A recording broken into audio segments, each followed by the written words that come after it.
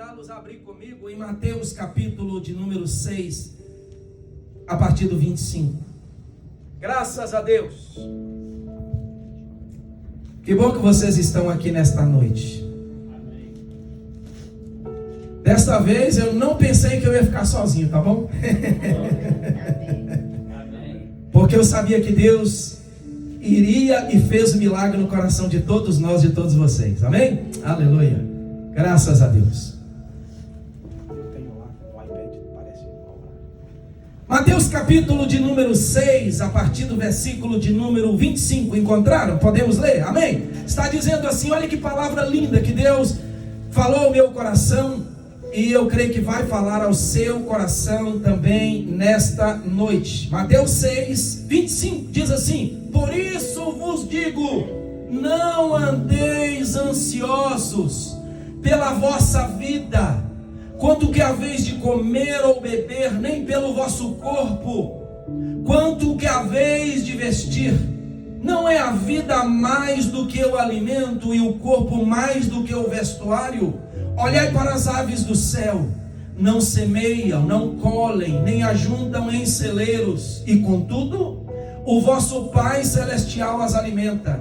Aí tem uma pergunta para nós que Jesus faz e fez para os seus ouvintes naquela época: não tendes vós muito mais valor do que elas? Qual de vós poderá, com as suas preocupações, acrescentar uma única hora ao curso da sua vida? 28. Quanto ao vestuário, por que andais ansiosos? Observai como crescem os lírios do campo, eles não trabalham nem fiam. Eu, porém, vos digo que nem mesmo Salomão, em toda a sua glória, se vestiu como qualquer deles. Se Deus assim veste a erva do campo, que hoje existe e amanhã lançada no forno, não vestirá muito mais a vós, homens de pequena fé? Portanto, não andeis ansiosos, dizendo: que comeremos, que beberemos, ou com que nos vestiremos? Pois os gentios procuram todas estas coisas. De certo, vosso Pai Celestial bem sabe que necessitais de todas elas. Mas buscai primeiro o seu reino e a sua justiça, e todas estas coisas vos serão acrescentadas. Portanto, não andeis ansiosos pelo dia de amanhã, pois o amanhã se preocupará consigo mesmo. Basta a cada dia o seu próprio mal. Amém? Pode assentar, por favor, em nome de Jesus. Quiserem permanecer com a Bíblia de vocês aberta, poderão estar com esta mesma palavra de Deus aberta. Queridos, esta passagem aqui que nós acabamos de lê-la, esta passagem aqui faz parte do chamado Sermão da Montanha. E esse Sermão da Montanha, Jesus tinha centenas e centenas e centenas de pessoas ouvindo ele. Ele estava bem alto no monte, e as pessoas estavam ali no pé, do meio do monte para baixo até o pé do monte, assentadas e ouvindo. Por que Jesus, ele sempre escolhia as partes mais altas para poder fazer os seus discursos? Porque do alto, quando a pessoa fala, o eco leva o tom da sua voz e alcança os lugares mais longes, a não ser o lugar mais alto da montanha. E sim, vai para os lugares longes, para o pé, para os vales. Por isso que Jesus, ele escolhia os lugares altos, e quando ele discursava, a sua voz corria por lugares longe, alcançando as pessoas que assim o ouviam. Jesus aqui fala de diversas coisas. Jesus fala das bem-aventuranças, Jesus fala do jejum, Jesus fala dos tesouros, Jesus fala olho por olho, Jesus fala da oração, Jesus fala do assassinato, Jesus fala de sermos sal da terra, de sermos luz do mundo. Jesus fala de diversos assuntos, mas Jesus vem tratar de um assunto que não só era atual naquela época.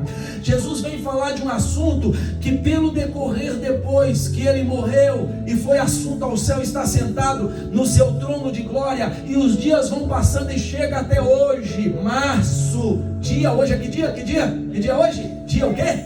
10 de março de 2022. este assunto não é um assunto velho, arcaico, mas é um assunto atual também, que vem de encontro às nossas vidas. O assunto que nós vamos falar aqui é, primeiro tema, ansiedade da vida versus reino de Deus. Jesus vem tratar de algo que todo ser humano, se não cuidar, vai cair nesta prática, infelizmente, que acomete muitas pessoas, e o final dela é a morte, é a chamada ansiedade. Versículo de número 25, Jesus diz assim: por isso vos digo, não andeis ansiosos pela vossa vida. O que consiste a vida do ser humano, meus irmãos? A vida do ser humano consiste de fases. A primeira fase da vida do ser humano é nascer. A segunda, ele vai crescer. Terceira fase, ele vai desenvolver. A quarta, ele vai amadurecer. A quinta fase, ele vai envelhecer. E a última fase do ser humano, se estiver ainda na face desta terra, se chama a fase final, que é a morte. Jesus então vem aqui no capítulo de número 6, versículo 25 aí da sua Bíblia e da minha Bíblia, e ele vem falar sobre este curso natural da vida. Eu quero ler de novo. Ele diz assim: não andeis ansiosos pela vossa vida, quanto que haveis de comer ou beber, nem pelo vosso corpo, quanto que haveis de vestir. Não é a vida mais do que alimento, e o corpo mais do que o vestuário. Sabe o que atrapalha nós de vivermos a normalidade destas fases da nossa vida? É a chamada ansiedade. Ansiedade, ela vem, sabe de quê? O Christian vai colocar para nós ali, falando um pouquinho sobre a ansiedade.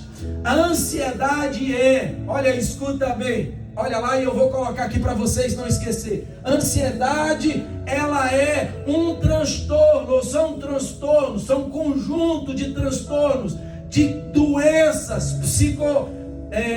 psiquiátricas marcadas pela preocupação excessiva ou uma preocupação constante de algo de negativo que vai acontecer na nossa vida. Então a ansiedade é você ficar preocupado excessivamente com a coisa que está acontecendo ou que algo que vai acontecer para com a sua vida.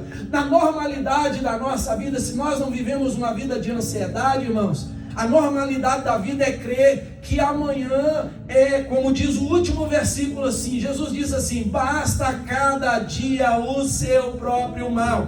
Jesus também fala no versículo 34, ele fala assim: olha, não andem ansiosos pelo dia de amanhã, porque o amanhã ele vai preocupar consigo mesmo. Tem um texto que nós sabemos na palavra de Deus no Salmo, que fala assim: alegrem-se, regozijem-se, porque este é o dia que o Senhor fez. Deus ainda não criou o dia 11 de março, porque o dia de amanhã Deus ainda vai criá-lo. Mas Deus sabe o que vai acontecer no dia de amanhã, porque Ele é todo poderoso. Mas Ele não criou ainda o dia 11 de março. Dia 11 de março poderá nem existir. Então aqui o texto está falando conosco que nós não devemos nos preocupar com amanhã, porque o próprio amanhã é que tem que preocupar com ele mesmo. Porque se for o amanhã para acontecer alguma coisa má, vai acontecer alguma coisa má. Mas o conselho de Jesus é: não fique preocupado excessivamente com a vida de vocês. Vivam a vida tendo um mínimo de preocupação, ou até mesmo não tendo nenhuma preocupação, porque quando nós caímos na ansiedade, a ansiedade nos leva ao quê? Ter uma preocupação excessiva, constante com algo negativo, que vai ainda acontecer ou que está acontecendo com a nossa vida. A próxima, por favor, Christian, falando da ansiedade. A estatística sobre a ansiedade, escuta bem ali. Ansiedade, de acordo com a Organização Mundial da Saúde, que é a organização que vasculha, que faz todas as estatísticas em todos os continentes, em todos os países, em todas as cidades, em todos os estados, em todos os lugares. Ela está falando sobre o quê? Que existe 264 milhões de indivíduos que vivem com transtornos de ansiedade no planeta. Escuta bem. E ali está dizendo que essa estatística no Brasil, ela atinge a ansiedade, 9,3% da população. E escuta o que está falando ali, leia comigo.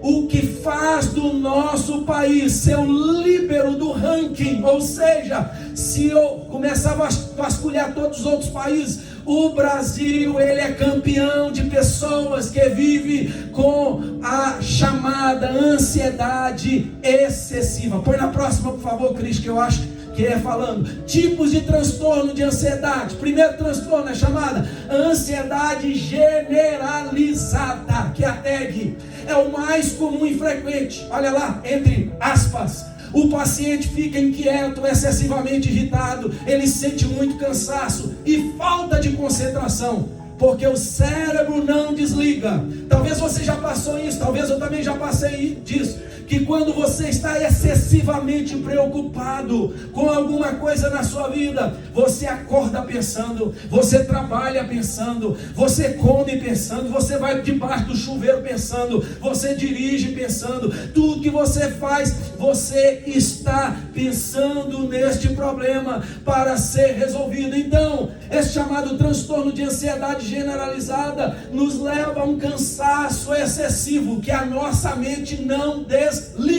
É a chamada ansiedade, e essa ansiedade, ela é chamada generalizada. Mas também a ansiedade nos leva a pessoa a fobias. O que é fobia? Fobia compreendem problemas caracterizados pelo medo exagerado ou paralisante diante de objetos, animais ou situações específicas. Medo de altura, de agulhas, de entrar no elevador, de fazer parte deste pacote também de fobias. E a fobia mais vivida pelas pessoas, passa para o próximo, Christian, é a chamada fobia, síndrome do pânico. Você já ouviu falar? Pessoas que têm síndrome do pânico, ela pode estar no meio da sua cozinha, que ela tem medo de acender o quê? O fogão para fazer comida, porque ela acha que o quê? Que vai queimar. Isso é um tipo de ansiedade, irmão. Isso é uma fobia. Isso é uma ansiedade que leva a pessoa a viver num pânico.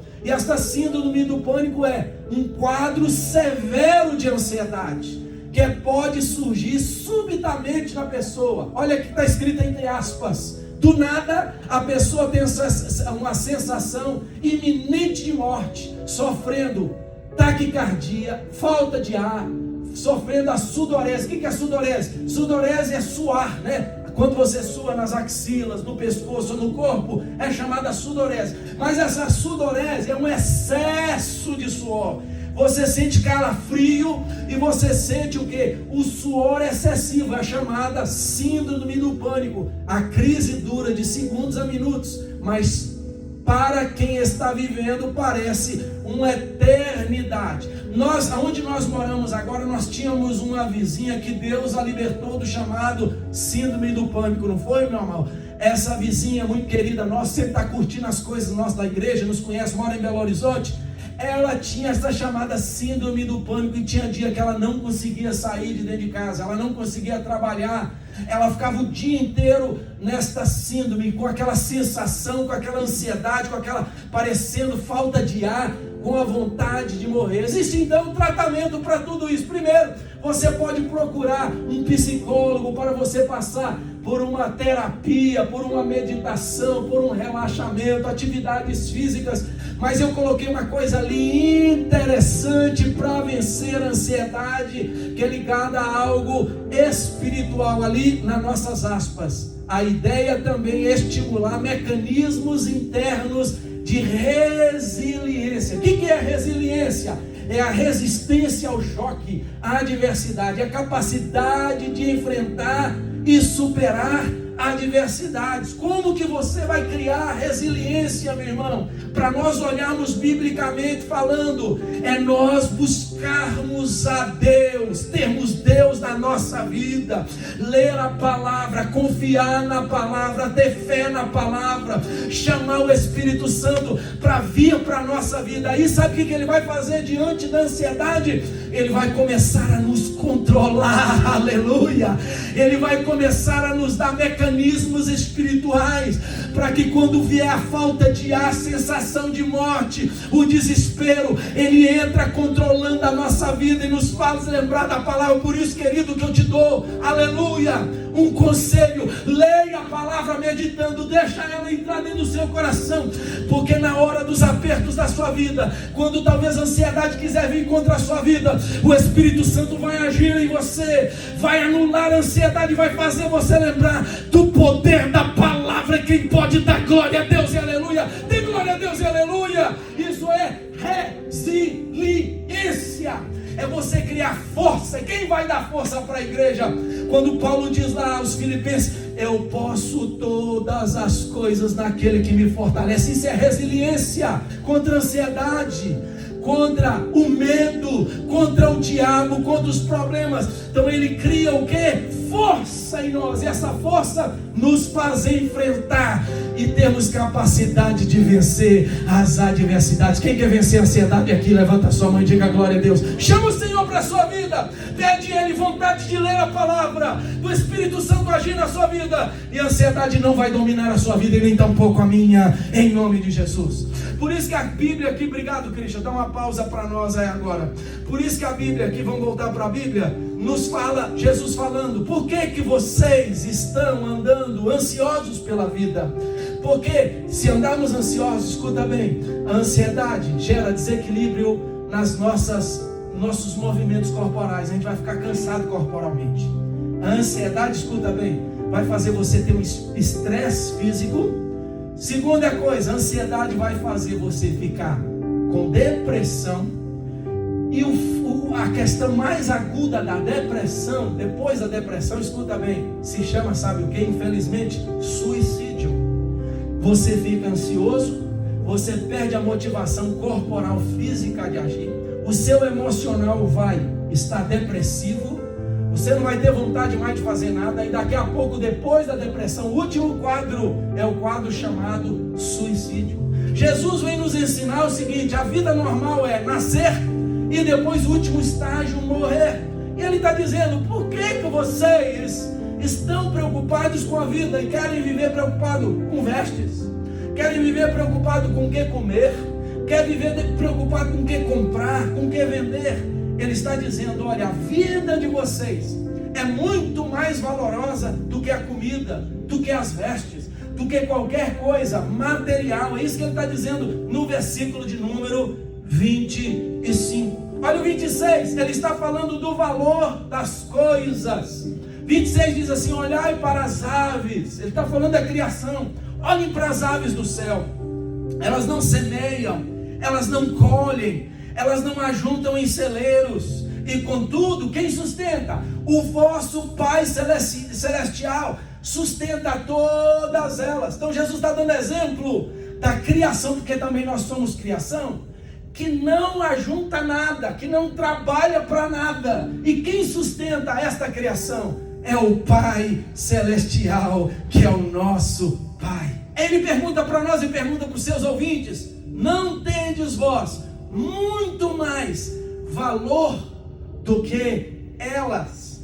Infelizmente nós estamos vivendo em um mundo, igreja, que as pessoas estão dando mais valor para as coisas do que para as pessoas. Queridos, é muito mais importante para nós valorizarmos a nossa saúde, nós valorizarmos as pessoas que fazem parte da nossa família, nossos amigos, nossos conhecidos, valorizarmos pessoas do que valorizarmos coisas. Preste atenção numa coisa: o sapato que você compra hoje, se você já sair com ele, né, pagou, igual aqui tem muito tênis caro, né? Vamos dar um exemplo: tênis de $500, de $1.000, tem tênis de vários preços. Vamos supor que você comprou um tênis de $1.000, fala: poxa, eu consegui comprar esse tênis, é o meu sonho. Aqui na América você realiza esse sonho de comprar um tênis. Eu não tenho um tênis desse, nem quero, mas vamos supor que você dá vontade de comprar um tênis desse de $1.000. Aí você fica com tanto cuidado que ao sair da sua casa, a primeira coisa que vai acontecer, sabe o que é? E pisar do lado de fora da sua casa, mesmo sendo no asfalto, ele vai arranhar o sol lá de baixo. Então já começa a desgastar, já vai desvalorizar. E se você continuar usando ele frequentemente, com certeza vai dar dobras, vai sujar, vai talvez arranhar, vai rasgar, vai envelhecer. Mas se você valorizar primeiro a sua vida, que é algo que Deus preza, prioriza, se você valorizar as pessoas, que é algo que você tem que priorizar, que você tem que prezar, com certeza, e crer no poder de Deus, as demais coisas materiais, Deus ao seu tempo vai te abençoar e vai me abençoar. Quem crê nisso, diga amém. Não tendes nós muito mais valor do que as aves, do que as coisas que são ajuntadas em celeiros? É isso que o versículo de número 26 está nos falando. 27, vamos para o 27, está dizendo assim: qual de vós poderá com as suas preocupações? Então aqui no versículo 27 fala de preocupação, e a preocupação gera ansiedade, meus irmãos, infelizmente. Queridos, se você, eu te dou um exemplo, eu te dou um conselho, começar a preocupar com alguma coisa, comece a orar, comece a pedir a Deus para te controlar, comece a pedir a Deus para acalmar o seu coração. Não preocupe, porque a preocupação vai gerar ansiedade. Nós acabamos de falar que existem fobias, que existem graus agudos de ansiedade que vai te levar à depressão, que vai te fazer esquecer de Deus, que vai fazer você jogar fora no lixo a sua fé, que vai fazer você deixar os princípios da Bíblia, de vivê-los e viver princípios humanos, carnais, diabólicos, temporários e desequilibrados na sua vida. Aqui está dizendo: qual de vós, com as suas preocupações, poderá acrescentar uma única hora ao curso da vossa vida? Ninguém aqui, eu não posso falar: Deus, eu preciso de 24 horas e meia.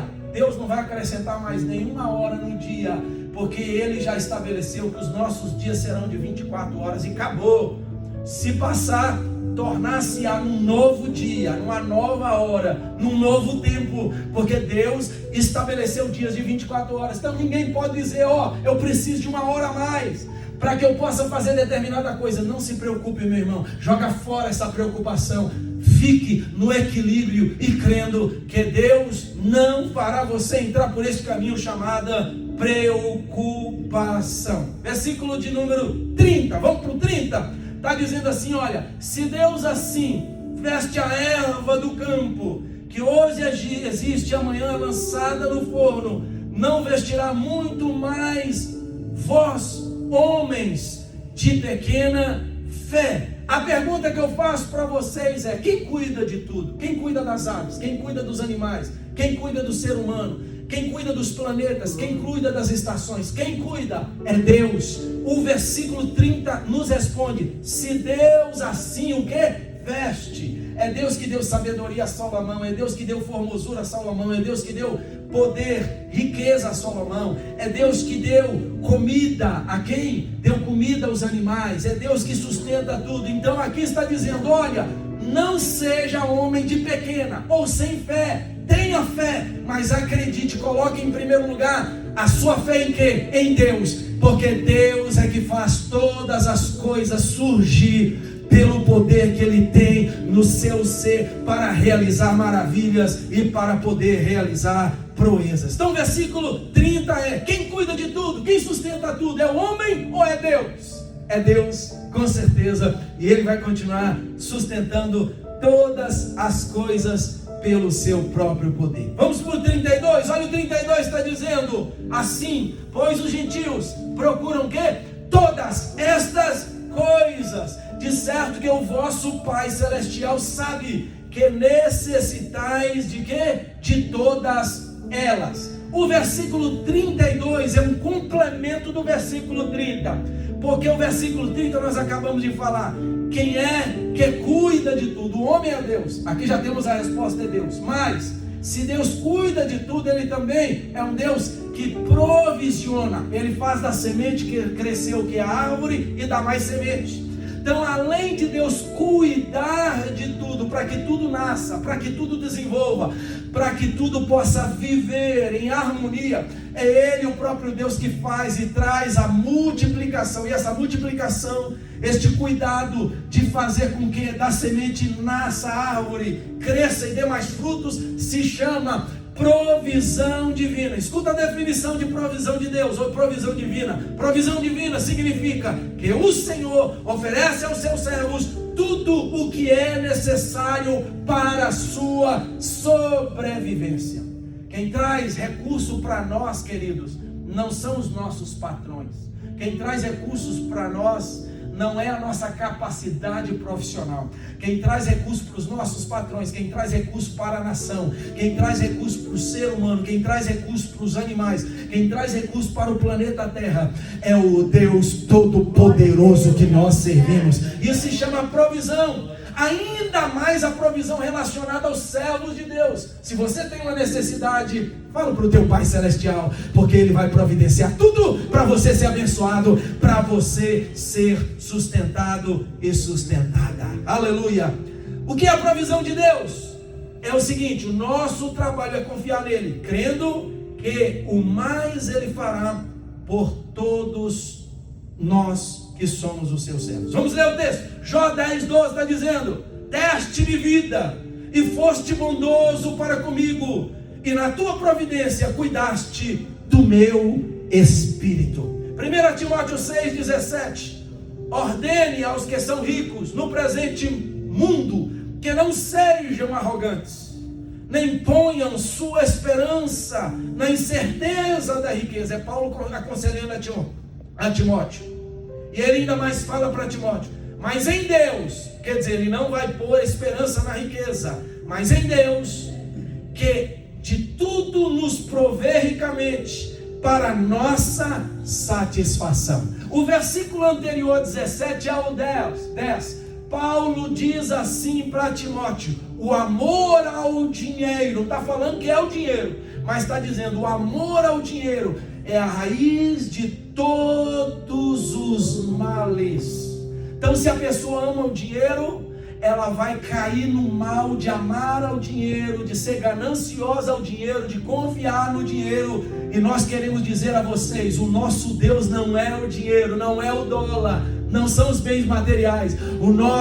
A nossa maior riqueza é o nosso Deus invisível, é o nosso Deus que tudo comanda, aleluia. É Ele que é a nossa maior riqueza, e Ele providenciará tudo para nós. Filipenses 4:19, escuta: o nosso Deus suprirá todas as necessidades de vocês, de acordo com as suas gloriosas riquezas em Cristo Jesus. Levanta a mão assim e diga assim: o meu Deus suprirá todas, mais uma vez, todas as minhas necessidades. É Deus que faz isso para conosco. Salmo 104, versículo 14 e 15, escuta: é o Senhor que faz crescer o pasto para o gado e as plantas que o homem cultiva, para da terra tirar o alimento, o vinho que alegra o coração do homem, o azeite que ele faz brilhar o rosto, e o pão que sustenta o seu vigor. Que Deus lindo é esse, aleluia, louvado seja Deus. Agora, para provar para vocês que Deus sustenta também os animais, vamos ler um texto que fala sobre isso. Salmo 104, versículo 21, diz assim: os leõezinhos rugem pela presa. Quer dizer, eles estão gritando, né? Pela presa, está com fome, está gritando pela presa. E quem vai trazer para ele a presa, para ele poder pegar e comer? E de Deus buscam o seu sustento. Então os leões correm atrás das presas, rugem com fome pelas presas, mas é Deus que vai cercar a presa e trazer para ele ser sustentado, aleluia. Não é a força do leão, mas é Deus que sustenta os leões. Diga amém, Jesus. Então aqui nós aprendemos, queridos, nesta noite maravilhosa, que nós não temos que viver ansiosos por nada. Eu tenho um desejo de pagar aquela conta, como é que eu vou fazer? Meu irmão, a primeira coisa que você tem que fazer é guardar o seu coração de cair na ansiedade. é guardar o seu coração de se preocupar excessivamente, guardar o seu coração de pensar nisso dia e noite. Se você tem essa necessidade, coloque-se de joelho, vai para o propósito, busque a Deus, coloca tudo nos pés do Senhor, porque é Deus que arranca essa ansiedade. Coloque equilíbrio no seu coração, e daqui a pouco você vai ver a mão de Deus trazendo a providência. A conta é paga e você continua glorificando, exaltando a Deus, e sem ansiedade, acreditando que é o seu Deus que sustenta todas as suas necessidades. Quem crê nisso, levanta a sua mão junto comigo e diga glória a Jesus. Obrigado, meu Deus, porque o Senhor não vai deixar eu, como igreja, cair na ansiedade, mas crê que é o Senhor que me sustenta, que provisiona tudo, e que não vai me deixar cair nas fobias, não vai me deixar cair na síndrome do pânico, na depressão, vai me fazer viver em equilíbrio através da fé em Cristo Jesus. Aleluia! Que linda esta oração! Louvado seja o nome do Senhor. Agora, escuta bem, depois que nós passamos pelo 25 e fomos até o versículo de número 32, falando da ansiedade, da maneira de livrar da ansiedade, porque quem provisiona tudo para nós, Deus agora vem com algo interessante para nós, que é o inverso da ansiedade. A ansiedade nos faz viver no reino humano, nos faz viver presos à humanidade, presos às coisas materiais. Agora Jesus vem e fala para nós, versículo 33, olha para o 33, Jesus vem e fala assim: olha, mas buscai, não é para buscar coisas materiais, não é para buscar ter ansiedade, confiar nas coisas materiais, correr só atrás do material. Jesus está dizendo, mas buscai agora, ao invés de buscar o material e não conseguir, e ficar ansioso, e aí cair em depressão, agora, esqueça isso, creia em Deus, viva na providência de Deus, mas faça a coisa que Deus quer que você faça. Buscai primeiro o seu reino, a sua justiça. E aí Jesus volta de novo falando da coisa material, e ele fala assim: e todas estas coisas vos serão o quê? Acrescentadas. Jesus está dizendo, não é algumas coisas. É claro, igreja, escuta bem, que nós temos que ser maduros, que quando Jesus vai falando lá, se não me engano, no capítulo de número, deixa eu olhar aqui direitinho para falar com vocês, que eu creio que é o capítulo do Evangelho de João. Jesus vem aqui para nós no Evangelho de João, no capítulo de número, só um minutinho, para nós podermos falar bem precisamente para os amados irmãos. Evangelho de João,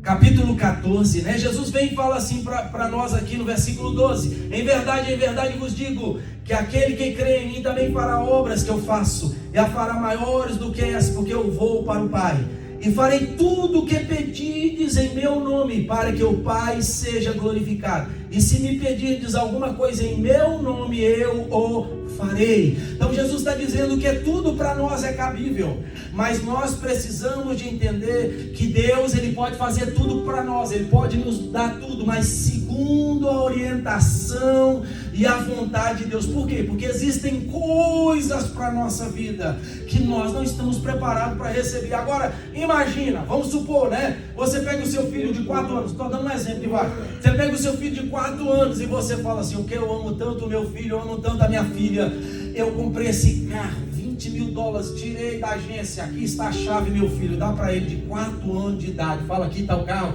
pode passear, pode andar. Seu filho está preparado para receber um carro de $20 mil e para dirigir? Ele não. Primeiro, que ele não tem idade. Segundo, que ele não tem habilitação, que ele não tem prática, né? Ele não tem nem altura física para poder sentar e dirigir o carro. Então ele não está preparado para receber a bênção, mas a bênção é dele, a bênção está reservada a ele. Jesus está dizendo aqui no capítulo 14 que Deus, se nós cremos, Ele fará coisas surpreendentes para nós, nos abençoará, mas segundo que seja glorificada o Pai. O versículo, voltemos para lá, do versículo 33 de Mateus, está dizendo, né? Todas estas coisas nos serão acrescentadas. É claro que Deus tem todas todas as bênçãos materiais para acrescentar a nós. Mas existem bênçãos materiais que nós ainda não estamos preparados emocionalmente, psicologicamente, amadurecidos para receber. Mas Deus tem bênçãos insondáveis para a nossa vida. Mas antes de receber as bênçãos, Ele nos fala que existe o chamado reino de Deus. Buscai primeiro o reino de Deus, a sua justiça, e todas estas coisas nos serão acrescentadas. Vamos falar um pouquinho sobre reino de Deus. O que consiste o reino de Deus? Pode passar, por favor, Cristo. O reino de Deus, próximo, o reino é o domínio, o comando, o reinado ou soberania de Deus sobre todas as coisas. Ele é o Rei Supremo que governa todas as coisas. Ali eu coloquei, faz parte do reino de Deus. Coloquei T em maiúsculo. Todo aquele que decide ter um compromisso com Ele, quem deseja ingressar, deve viver em completa obediência a este reino. Se você for para a Bíblia Sagrada, você vê que os próprios homens quiseram estabelecer reis para reinar sobre eles.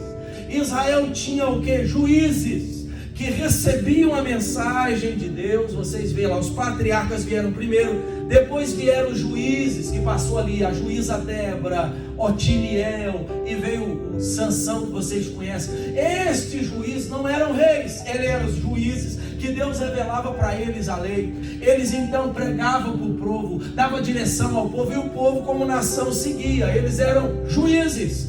Mas depois, porque Israel começou a ver os povos, o quê? Que tinham reis, que tinham pessoas que dominavam eles e assentavam nos tronos, eles também começaram a falar para estes juízes que eles queriam pessoas que reinassem, que assentassem em tronos, que tivessem coroas e que direcionassem eles. Por isso que o último juiz, chamado o juiz Samuel, ele então foi levado pelo povo, e o povo pediu a eles que ele pudesse orar a Deus, e Deus separasse um rei. Aí veio o primeiro rei de Israel, chamado quem? Saul. Depois veio o rei Davi, depois veio Salomão, e aí foi entrando os demais reis, que houve a divisão dos reinos, reino do norte, reino do sul, e Israel viveu sendo reinado, comandado por reis. Mas se nós queremos, querido, que aqui Jesus vem falar de reino, Jesus vem para estabelecer o reino de Deus na terra. O reino de Deus, diz a Bíblia, nós não temos tempo para falar, não consiste de pão, não consiste de carro, não consiste de riquezas, mas Jesus mesmo veio falando que o reino de Deus consiste de riqueza, de justiça, de viver uma vida justa, consiste de paz, ter paz no coração. E a última coisa que o reino de Deus traz para nós se chama alegria do Espírito Santo na nossa vida. Se nós começarmos a vasculhar e a entender o que o reino de Deus representa, o reino de Deus está falando de coisas espirituais para a nossa vida. É claro que fazer parte do reino de Deus, primeiro as coisas espirituais vêm sobre nós, e depois, por causa do domínio, do comando, da soberania de Deus governando a nossa vida, que fazemos parte do seu reino. Deus, porque é provisionador, abençoa a nossa vida com bens materiais também. Quem está entendendo essa palavra, diga amém. Então o reino de Deus é Deus dominando, comandando, reinando, sendo soberano sobre tudo. E se nós queremos fazer parte desse reino, nós temos que ter compromisso com esse reino. Nós temos que obedecer esse reino e desejar ardentemente ver o reino de Deus se cumprir na minha e na sua vida. Olha o Salmo 103 falando para nós, o versículo 19: o Senhor estabeleceu o seu trono nos céus, e o seu reino domina sobre tudo. Então Deus está sentado no seu trono, mas de lá Ele está comandando, Ele está regendo, dominando todas as coisas. Primeira coisa que eu gostaria de fazer você entender, que os discípulos, por tanto ouvirem Jesus falando reino dos céus ou reino de Deus, que é a mesma coisa, eles entenderam o que significa o reino de Deus para a vida deles. para a vida das pessoas que ouviam a Jesus e aceitavam Jesus como Senhor das suas vidas. Sabe o que eles falaram?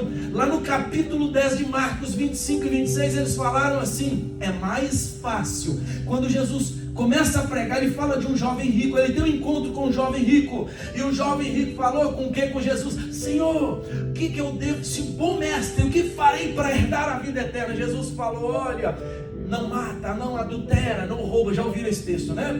Esse encontro de Jesus com um jovem rico: guarda os mandamentos, honra o teu pai e a tua mãe. Ele falou: Senhor, eu faço todas essas coisas. Ah, você faz tudo então? Então vou te falar, a última coisa que você tem que fazer: você vai pegar todos os teus bens, vender e dar para esses pobres que você achar pelo decorrer da sua vida. E diz que naquela mesma hora o jovem ficou calado, mas o semblante dele foi um semblante de uma pessoa entristecida. Por quê? Porque o próprio Jesus e o próprio texto, o próprio escritor está falando para nós, e deixa bem aludido para nós, que ele entristeceu porque o coração dele não tinha o reino de Deus dentro dele. O coração dele tinha as riquezas que ele tinha como rei, como dominador, como senhor do seu coração. E diz que naquela mesma hora ele retirou triste, abandonou Jesus, deixou. Aí os discípulos falaram assim para Jesus: escuta. Então eles viraram para Jesus e falaram assim: Jesus, é mais fácil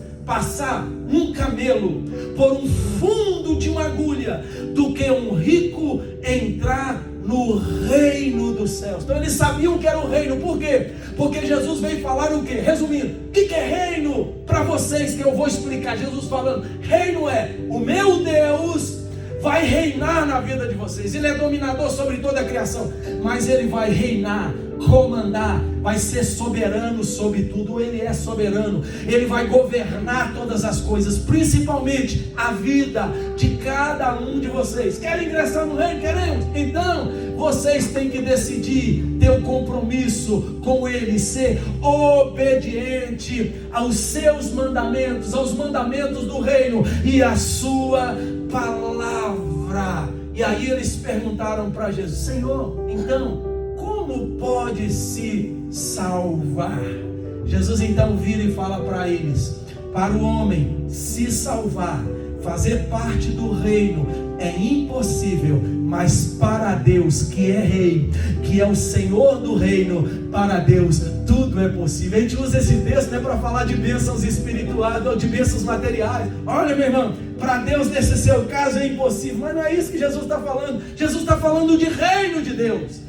Jesus está falando de transformação espiritual. Jesus está falando de pessoas que vão ingressar no reino que Deus comanda, não só físico, mas um reino espiritual. Jesus está dizendo: olha, para os ricos que têm um coração no material, é impossível ele se salvar. Para o homem é impossível, mas para Deus, que é soberano, todo-poderoso, para o rico se salvar é muito fácil. É só deixar o rei entrar no coração dele, trocar os valores, aleluia, tirar o valor do material e colocar o valor do espiritual, tirar o valor das coisas passageiras e que se degradam pelas coisas eternas e que são sempre duradouras na vida do ser humano. Dá um glória aí, meu irmão, dá um glória. Você pode não ter dinheiro no bolso, mas se tiver Jesus dentro de você, o reino dentro de você, você é rico, você é abençoado, você é a pessoa mais feliz e cheia de paz na face desta terra. Aleluia, exaltado seja Deus. Quem faz parte? Todo aquele que decide ter um compromisso com Ele. Todo aquele que quer ingressar deve viver em completa obediência. E este povo que quer fazer parte do reino de Deus, escuta bem, se chama igreja. Põe mais para frente para mim, Cristian, eu queria que tenha aí. A igreja é o que? É a comunidade de pessoas em cujos corações Deus é reconhecido como Rei e como Senhor. A igreja é o reino de Deus na terra. A igreja é o reino e a representação do Rei dos Reis, do Senhor dos Senhores na terra. Porque Jesus, como Deus, veio à terra para pregar o reino do seu Pai. Ele é o príncipe desse reino do seu Pai. E se nós queremos fazer parte do seu reino, temos que ser a comunidade do reino chamada igreja. Mateus 16:19, Jesus disse assim para Pedro e para os demais apóstolos: eu te darei. Lá fala: tu és Pedro, sobre esta pedra que sou eu vou edificar quem? A minha igreja, o meu reino, e as portas do inferno não prevalecerão contra ela. E Jesus vira para eles e fala assim: se vocês são igreja, a minha comunidade, o meu reino, eu vou dar para vocês algo benéfico e abençoador. Eu darei as chaves do reino dos céus. E aí, tudo o que ligardes na terra será ligado nos céus. Tudo que vocês desligarem na terra será desligado no céu. A chave, meu irmão, não está na mão, igual as pessoas falam, né? Eu faço parte, vou dar um exemplo aqui. Eu sou, agora eu não nasci lá, né? Eu vou ser considerado, né, cidadão ipatinguense. Eita glória, né? O povo de Ipatinga está rindo aí, né? Cidadão ipatinguense. Aí o presidente da Câmara chama: pastor Sandro Franco Beninami, vou dar a chave de Ipatinga para ele. Com uma chave desse tamanho de isopor, né? E aí vem trazer para o pastor todo feliz, de terno, gravata, que maravilha. Vou abrir até uma igreja em Ipatinga, né? Aleluia. Vou abrir uma Restoration Christian Church aqui em Ipatinga, porque o prefeito e o presidente da Câmara estão me dando, né, uma medalha e trazendo a chave de isopor, banhada de ouro, não tem nada de ouro, né? Para dar na mão do pastor, dando a chave da cidade. Não é essa chave que Deus está falando para nós, irmão? Não é a chave da cidade de Ipatinga. Deus está dizendo que está dando para a igreja a chave na terra do reino dos céus. Aleluia! A chave, a autoridade, o poder do reino está na sua vida e está na minha vida. Diabo não pode mandar banca sobre nós, sabe por quê? Porque nós somos e fazemos parte do reino de Deus. Somos cidadãos dos céus, do reino de Deus na terra. E aqui na terra quem tem autoridade para mandar no diabo sair de uma pessoa somos nós. Levanta a mão e dá um glória aí a Jesus. É nós que temos autoridade para dizer ao problema: no nome do meu rei Jesus, problema seja resolvido. E Jesus, por causa da autoridade desta chave que Ele deu para você e para mim, o problema tem que sair, tem que dissolver, tem que ser solucionado em nome de Jesus. Estão entendendo, irmão, o que é fazer parte do reino? Eu creio que tem mais um pouquinho aí, Cristo. Tem mais aí? Reino de Deus também fala de bem-aventura, pastor, mas negócio do reino de Deus, né? É só espiritual. Que recompensa tem dessa questão de reino de Deus? O reino de Deus também, irmão, tem uma recompensa depois dessa vida. Porque não é só aqui. Você não vai ser só abençoado aqui. Você não vai só negar as coisas para ser abençoado espiritualmente, mas tem uma recompensa muito mais elevada do que a vida aqui na terra. O que está escrito em Mateus 25:34. Jesus diz assim: então dirá o rei aos que estiverem à sua direita. Quem é o rei? O nosso Jesus. Vinde, benditos de meu Pai, possuí por herança o reino que vos está preparado desde a fundação do mundo. Se nós formos recolhidos hoje desta vida, nós vamos encontrar com o Rei do reino celestial da eternidade, e Ele vai cantar essa pedra para nós, Ele vai cantar essa música para nós, Ele vai dizer isso para nós: bem-vindo. Então dirá o Rei para nós: bem-vindo, benditos do meu Pai, ao reino. Aqui, ó, tá vendo esse lugar aqui que nós estamos, que vocês estão? É o reino, é a eternidade que está preparado antes de Deus ter feito o mundo. É este lugar que Deus tem para vocês, que Deus tem para nós. Quem pode dizer um glória a Deus e um aleluia?